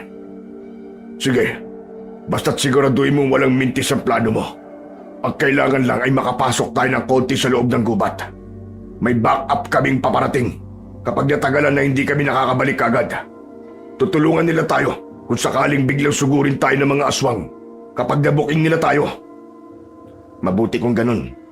Eh ikaw pala, kumusta naman ang pakiramdam mo? Kakayanin mo pa bang kumilos ng maayos dahil dyan sa mga sugat mo? Teka pala, ang alam ko, ang mga aswang may kakayahang pagalingin ng kanilang mga sugat sa pamamagitan lang ng pagdila at paglaway. Wala ka bang ganong abilidad? Oo nga pala. Bakit nga pala hindi ko naisip yun? Hindi lang ako, kundi pati na mga kasamahan ko sa kuta. Kung naisip lang namin kagad, edi siya na pala. May chance ang buhay pa hanggang ngayon ang mga namatay naming mga kasamahan. Sandali, susubukan ko. Agad ngang sinubukan ni Erwin ang sinabi ko. Kung sa bagay, hindi ito natural na aswang, kaya hindi nito alam yon. At tulad ng inaasahan ko na ikinamangha ni Erwin, ay unti-unti ngang naghilom ang mga sugat nitong nilawayan niya. Aba, ang galing, Dilbert. Gumagaling nga ang mga sugat ko. Salamat sa nasabi mo. Sabi ko na nga be, paano yan ngayon? E di konting pahinga lang, ay makakabawi ka na rin sa lakas mo. Mas madali lang tayong makakatakas dito. Oo, Dilbert. Ngayon nga mismo, habang naghihilom ang mga sugat ko, ay ramdam ko na kagad ang pagbalik ng lakas ko. O siya, kailangan na natin kumilos. Isasako natin itong matanda at itatabi sandali. Tapos ay gigisingin ko na si Louie para sa plano natin pagtakas. Ikaw naman ay magtago ka ulit muna sa kusina. Nang gisingin ko nga ang batang si Louie, ay ang Lola Soraya kagad nito ang hinanap. Ni hindi nito naalala ang ginawa kong pag-spray dito. Sir Dilbert, nasan po si Lola Soraya? Naku Louie, kanina ay biglang may lumitaw at nakapasok ditong ilang militanteng aswang. Nadukot ang Lola Soraya mo. Ang bilis ng pangyayari. Di man lang ako nakaporma para protektahan ng lola mo. Hala, talaga po? Paano po ngayon yan? Kailangan mabawi po natin ang lola ko. Tsaka pala Louie, habang itinatakas ng mga militanteng aswang si Lola Soraya, ay may ibinilin siya sa akin. May kinalaman sa'yo. Lumabas ka raw ngayon at pagsabihan ng mga kababaryo nyo na lumusob sa kuta ng mga militanteng aswang sa pusod ng gubat. Kailangan mo raw magmadali. Eh ikaw po Sir Dilbert, ano pong gagawin nyo? Siyempre susunod ako sa inyo. Nasa akin ang punyal na pantapos sa mga militanteng aswang. Ako ang tatapos sa kanilang lahat. Alam na po ninyo ang sekreto namin ni Lola? Oo Louie, umamin na sa akin ng lola mo at naiintindihan ko naman siya. Kaya sige na, lumabas ka na. Naghihintay na sa'yo ang mga kababaryo mo. Heto, kakalaga na kita ha. Sabihan mo kagad sila. Magmadali ka. Pagkakalag ko nga kay Louie, ay tumakbo kagad ito palabas na natataranta. Sumisigaw pa ito sa mga aswang na nakapaligid at nag-aabang sa labas. Dinig na dinig kong sinunod nito ang utos ko. Pinasusugod nito ang mga kababaryo nitong aswang sa kuta ni na Erwin. Katakot-takot na mga atungal ang sumunod. Galit na galit ang mga aswang. Samantala, nang unti-unti nang papawala ang papalayong atungal ng mga aswang, ay bigla naman akong nakaramdam ng kakaibang hilo. Tatawagin ko sana si Erwin, pero tuluyan na akong nawalan ng malay. Bumagsak ako sa sahig. Hindi ko na alam kung gaano ako katagal nawalan ng malay. Bigla akong napadpad sa mundo ng mga panaginip. Mula sa kadiliman ay nakarinig ako ng mataginting na tinig ng isang matandang lalaki. Habang nagsasalita ito, ay unti-unti itong lumilitaw sa harap ko. Mukha itong ermitanyo dahil mahaba ang ubaning buhok at balbas. May hawak din itong tungkod. Natutuwa ako at sa'yo napunta ang makapangyarihang punyal ko, iyo. Teka, sino ho kayo? Tsaka ano pong ibig niyo sabihin? Ako si Larry. Isa kong magaling na albularyo na minsan ay naligaw sa gubat na ito sa pangangalap ko ng herbal na mga gamot. Ako ang totoong nagmamay-ari ng punyal na pantapos na nasa iyo ngayon. Pinatay ako ng aswang na si Soraya, kaya naagaw niya sa akin yan. Ngayon ay panahon na ng paniningil. Paniningil? Ano ho bang kasalanan ko sa inyo? Hindi ikaw iyo, kundi si Soraya. Alam ko kung paano mo siya matatalo sa gabing ito. Paano po? Bilang isang kaluluwa, ay matagal na akong nagmamasid sa gubat na ito at alam ko na ang kasaysayan ng mga militanteng aswang na nagkukuta sa pusod ng gubat na ito. Alam ko rin ang maitim na balak ni Soraya. Isang pagkakamali lang talaga ang hinihintay ko at nangyari yon nang ipaubaya niya sa iyo ang punyal ko. Ngayong napunta ito sa mabuting kamay, ay gagana na ulit ang iba nitong mga kapangyarihang taglay. Gusto ng mga militanteng aswang na makabalik sa dati, hindi ba? Oo, at kaibigan ko nga po ang isa sa kanila. At ang susi ay nakay Soraya. Ano pong susi? Siya lang ang nakakaalam ng ritual kung paano ibalik sa dati ang mga militanteng aswang. Pero hindi niya yun kailanman sasabihin sa iba. Kahit huliin niyo siya at pilitin sa kahit na anong paraan, ay hindi niya yun sasabihin o ituturo kung paano. Makasarili ang Sorayang yun. Paano po ang gagawin ko para malaman ko po ang ritual?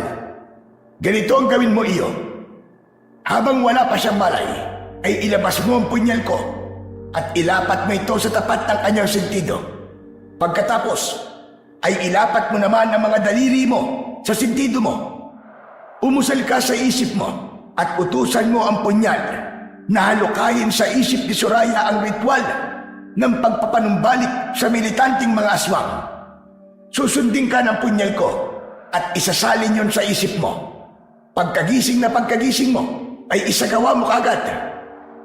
Hindi po mapapaso at masusunog si Lola Soraya kapag idinikit ko ang punyal sa sentido niya? Hindi, dahil hindi mo naman siya susugatan. Nilalapat mo lang ang talim ng punyal.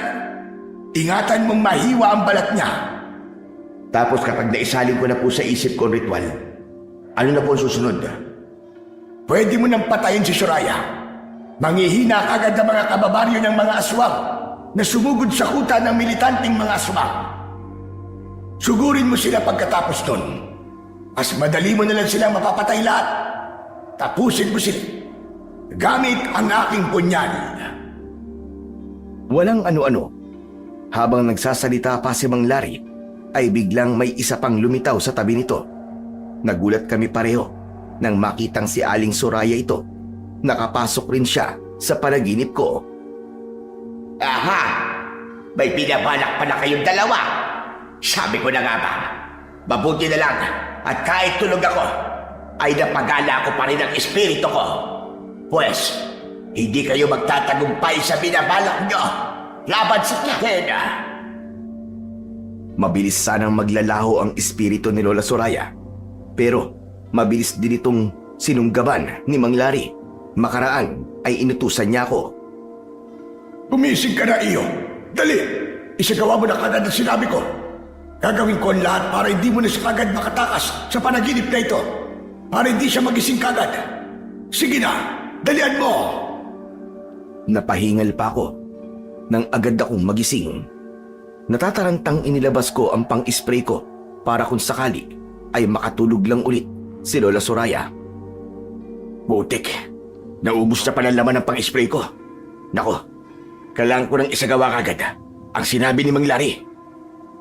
Natatarantang pumunta ako ng kusina kung saan namin pansamantalang itinago ni Erwin si Lola Soraya na nakasilid sa sako. Nagtataka si Erwin nang makita kong nanginginig ng sobra. Anong gagawin mo, Dilbert? Saka bakit sobra ka natataranta at nanginginig? Tulungan mo ko, Erwin. Tangnan mo maigi si Lola Soraya at kukunin natin sa isip niya ang ritual para maibalik ko kayo sa dati. Seryoso ka ba? Paano mo gagawin yun? Sumunod ka na lang muna, Erwin. Saka ka na magtanong. Kailangan maisagawa na natin ito kagad. Nanginginig pa rin ang mga kamay kong inilabas ko ang punyal matapos naming mailabas sa sako si Lola Soraya. At matangnan ng maigpit ni Erwin sa mga kamay nitong pinagsalikop sa likod. Ilalapat ko na sana ang punyal sa sentido ng matanda. Pero hindi ko to mailapat ng maayos. Nangangamba kung baka masugatan ko ang balat nito. Hindi pwedeng mamatay kagad si Lola Soraya nang hindi ko muna nalalaman ang ritual. Sa wakas, ay nag-concentrate akong maigi para pigilan ang panginginig ko. Medyo natagalan pa ako ng konti. Medyo umuungol na rin si Lola Soraya. Palatandaan na nagsisikap itong makawala sa mundo ng mga panaginip.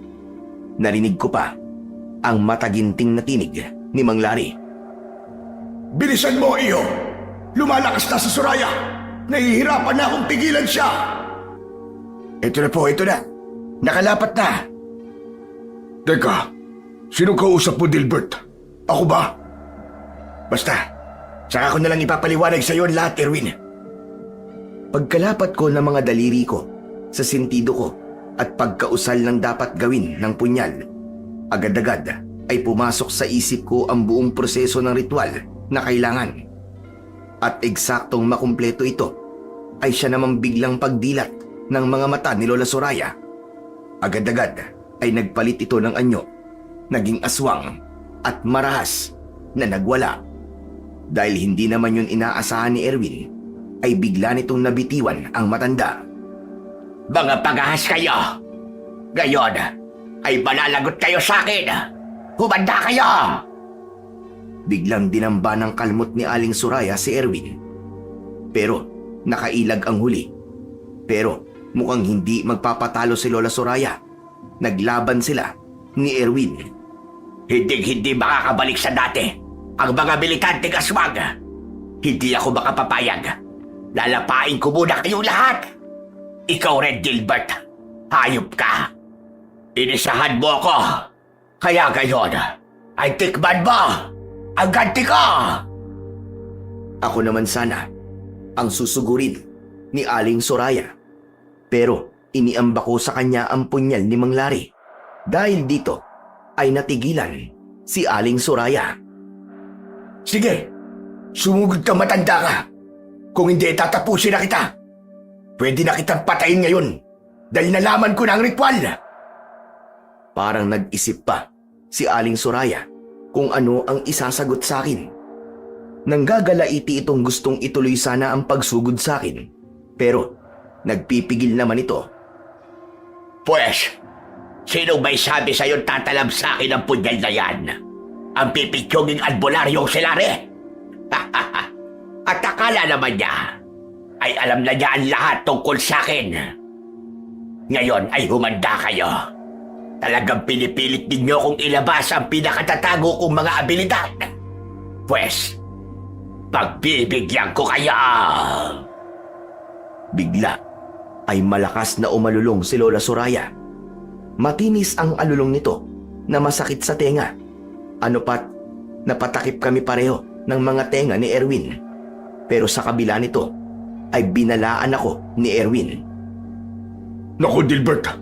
Tinatawag niya mga kababaryo ng mga aswang papunta rito. Tapusin na natin siya bago pa man sila magdatingan pabalik dito. Luminga-linga si Erwin sa paligid. At nang makita ang ilang mga busog ng kawayan sa isang sulok, ay mabilis niyang dinampot ang mga ito. At nang wala ng patumpik-tumpik pa, ay bumuelo siya at mabilis na tinuhog sa likod ang umaalulong pa rin si Lola Soraya. Hindi ninyo ako basta-basta mapapatay! Kahit tuhog na ang likod at tumagos pa sa tiyan, ay nakuha pa ring harapin ni Lola Soraya si Erwin. Susugurin sana nito ng damba ang kaibigan ko, pero ako naman ang nagkaroon ng pagkakataong kumilos. Mabilis kong sinugod ang nakatalikod na matanda at itinara ko ang punyal na pantapos sa mga aswang sa likod nito, sa tapat mismo ng puso. 3 ulos ang ginawa ko. Bawat ulos ay madiing-madiin. Ibinuhos ko ang buong gigil ko. Katapusan mo na, Lola Soraya. Ang katulad mong salot ay hindi na dapat nagtatagal pa sa mundo. Ang dapat sa'yo ay nabubulok na sa impyerno. At nakuha pa akong harapin ng matandang aswang. Nagtatangka pa itong kalmutin ako sa muka. Pero naiwasan ko yon. Hindi ko pa katapusan na. Ipakita na hangot ka. Mabubuhay pa akong muli para gantihan ka. Isinusumbay. Pero hindi na naituloy pa ni Lola Soraya ang pagsumpa sa akin nang biglang umusok ang kanyang bibig at unang-una mismong naagnas. Nang unti-unti na ring maging abo ang matanda, ay bigla akong nanghina at napasalampak ng upo sa saig. Maging si Erwin ay napagaya na rin sa akin. Pero saglit lang ay nagsalita siya at muling tumayo at dumampot ulit ng ilang busog na kawayan. Hindi pa rito nagtatapos ang lahat, Dilbert. Tumayo ka riyan. Naririnig ko na ang paparating na mga aswang na tinawag ng matanda na to. At mukhang marami sila. Oo nga pala. Yan ang sinasabi mong backup natin. Nasaan na sila? Bakit wala dito? Naririnig ko rin ang mga atungan ng mga kasamahan ko, Dilbert. Sumusugod na rin sila. Sige na, tumayo ka na riyan. At armasan mo ang sarili mo. Sasalubong tayo para maipit sila sa gitna. Tama ka. Saka mas mahina na sila ngayong wala na si Lola Soraya. Saka si Louie pala. Huwag nating idamay ang bata.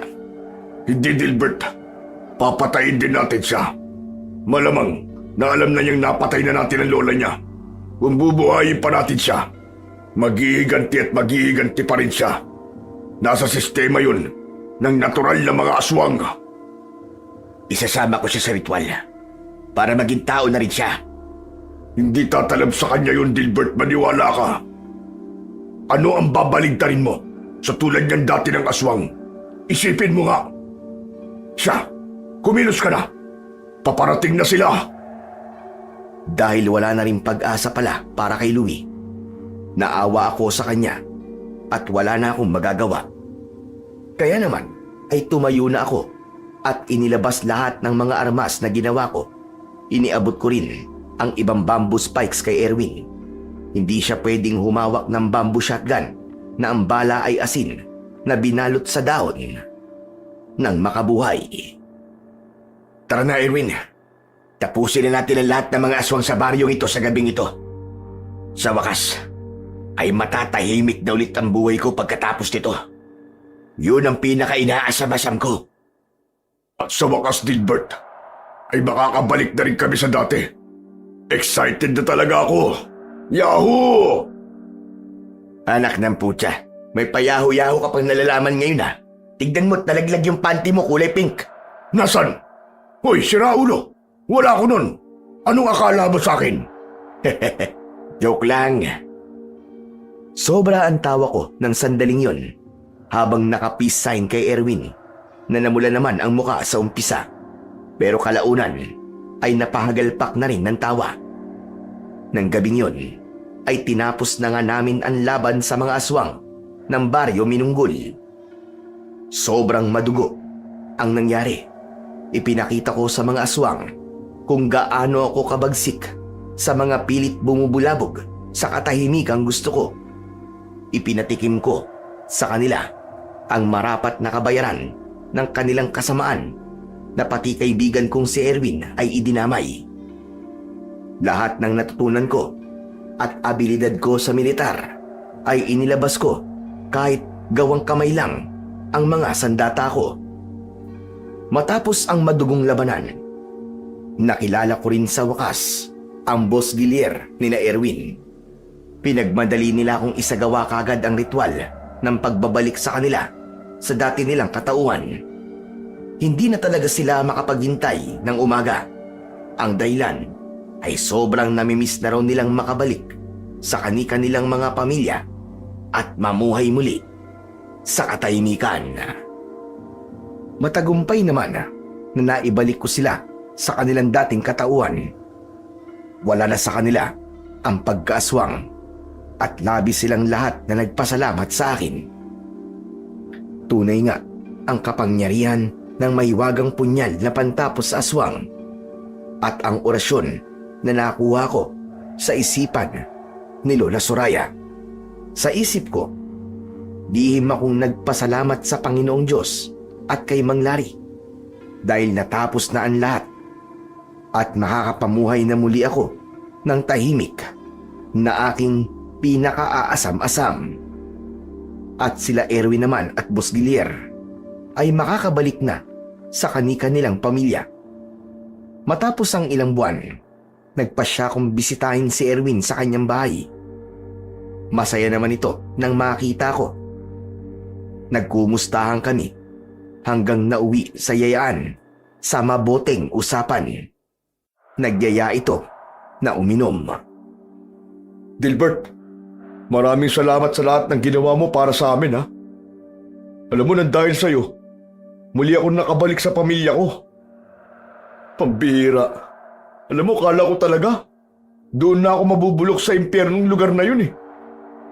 Ay, ewan ko ba. Talagang nagpapasalamat ako sa'yo.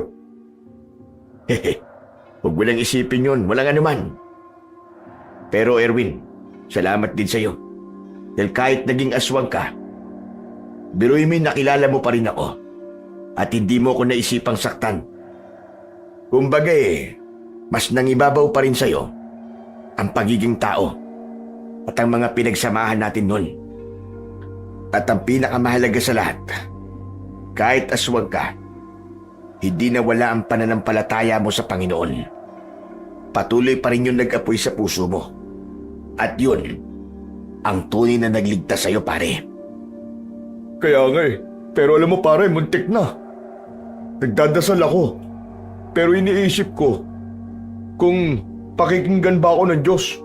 Dahil siyempre, naiisip ko isa akong aswang. Natatawa nga ako minsan sa sarili ko eh. Meron palang aswang na nagdadasal.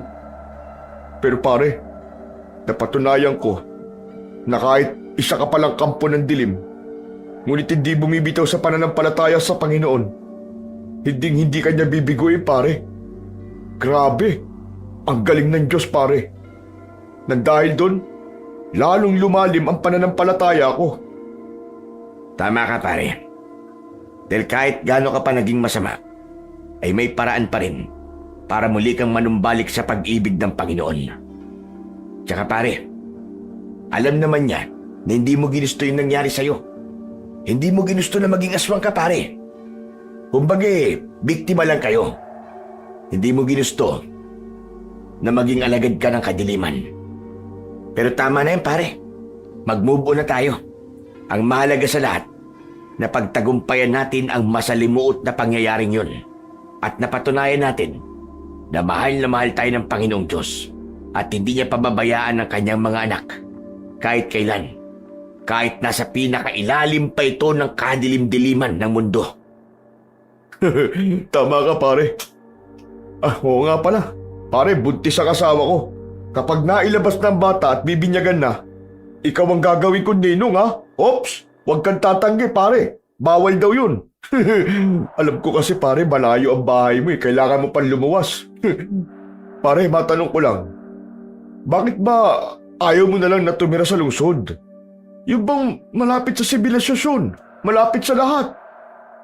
Nagtitiis ka rin sa gubat eh. Oo na, sige na, pumapayag na ako na maging ninong ng anak mo, pare. Congrats na kagad sa'yo. Yun sa tanong mo naman, na bakit hindi na lang ako sa syudad tumira at bakit nagtitiis ako sa gitna ng gubat. Pare, dahil mas gusto ko ang tahimik na buhay, pare. Kaya nga ako pumunta ron eh. Yung bang malayo ko sa ingay ng mga tao, pare, at sa mga busina na sasakyan. Yung bang malayo ako sa usok ng syudad, pare, at nakakalanghap ako ng sariwang hangin. Doon napapayapa ang utak ko. Yun lang ang dahilan ko, pare. Hayaan mo na ako sa desisyon kong yun. Huwag ka mag-alala. Palagi naman akong dadalaw sa inyo rito kahit malayo ko. Lalo na't magiging sarado magkumpare na tayo. Kung yan ang pasya mo, pare, di sige. Suportahan na lang kita. Basta pare ha, kung may kailangan ka, magsabi ka lang sa akin kahit ano. Huwag ka di mag-alala, pare. Pag nagkaroon ako ng pagkakataon, bibiglain ka naman namin ng dalaw sa lugar mo. Ayos yan, pare. O sige, mag-inuman na tayo. Ikasa mo, isang tagay para sa tagumpay natin at para sa katahimikan ng buhay. Ayos! Tagay para sa tagumpay at katahimikan ng buhay! Pinatunayan po ng kwentong ito na ang tahimik na buhay ay isang kayamanang hindi nabibili ng kahit na anong halaga. Kapag ito'y nawala o ninakaw sa atin, doon natin napagtatanto kung gaano ito kahalaga na handa tayong lumaban kahit pa umabot sa sukdulan maibalik lamang ang katahimikang minsan nating tinamasa. Mas maiintindihan ito ng mga taong dumaan sa gulo at digmaan. Mga taong nasanay sa ingay ng putukan at takot. Para sa kanila, ang katahimikan ay hindi lamang kaginhawaan. Ito ay isang pangarap, kahit pa ang kalaban ay kasing bangis ng mga aswang. Handa silang humarap at lumaban. Masilayan lamang muli ang payapang bukas. Sa gitna ng ganitong katotohanan, nagpapaalala ang banal na kasulatan. Mas mabuti na ang may kaunting katwiran kesa sa masaganang kayamanan na may kaguluhan. Yan ang sabi sa Kawikaan 16:8. Sa huli, ang tunay na kayamanan ay hindi nasusukat sa dami ng ating ari-arian, kundi sa kapayapaang nananahan sa ating puso. Ang tahimik na buhay ay biyaya. Isang kalagayang wala kang kinatatakutan, walang hinahabol, at walang kinikimkim na galit. Dito mo tunay na mararamdaman ang pagmamahal ng Diyos. Sa bawat tahimik na umaga, sa bawat gabing payapa ang iyong isip, at sa bawat sandaling buo ang iyong loob. Sapagkat sa katahimikan, doon nagsasalita ang Panginoong Diyos sa puso ng tao, at doon natin lubos na nauunawaan na ang kapayapaan ay hindi lamang hinahanap. Ito ay ipinagkakaloob.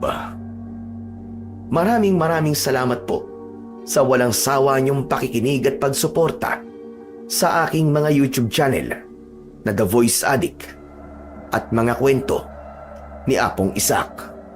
Huwag niyo rin pong kalimutang mag-subscribe at i-hit ang notification bell para sa mas marami pang makapigil-hininga na kwentong aswang at katatakutan mula sa mundo ng kababalaghan. Hanggang sa muli po, at pagpalain nawa kayo ng ating Panginoong Diyos na siyang pinakamakapangyarihan sa lahat.